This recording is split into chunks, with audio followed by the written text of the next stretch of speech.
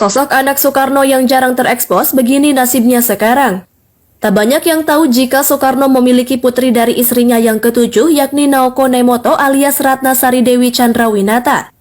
Dalam pernikahannya dengan wanita asal Jepang itu, Soekarno memiliki satu orang putri bernama Kartika Sari Dewi.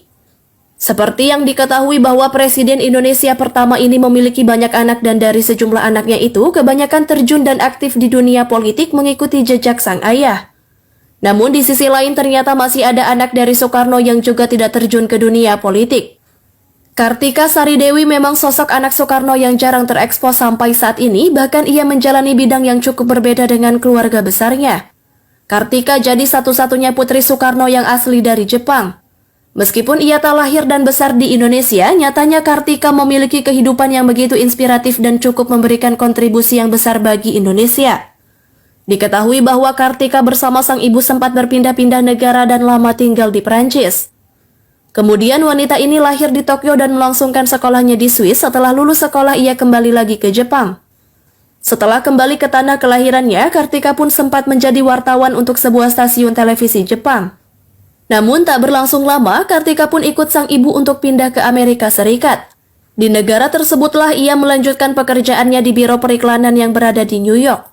Hingga akhirnya tanggal 2 Desember 2005, Kartika menikah dengan seorang bankir bernama Fritz Frederik Sigiers, yang merupakan presiden Citibank di Eropa.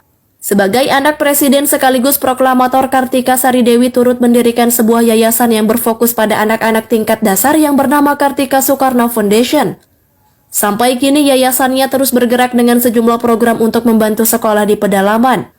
Bahkan tahun 2018 lalu, Kartika pernah berkunjung ke Banyuwangi untuk melakukan kerjasama. Tentu KSF dibangun olehnya karena melihat krisis yang saat itu sedang melanda Asia Tenggara, yang mana yayasannya itu bergerak pada bidang pendidikan, kebudayaan, dan kesejahteraan. Adapun sejumlah program kegiatannya dilakukan di Indonesia meskipun kantornya masih berada di Belanda.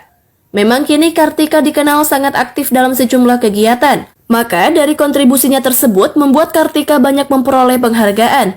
Tak hanya dari Indonesia namun organisasi dunia.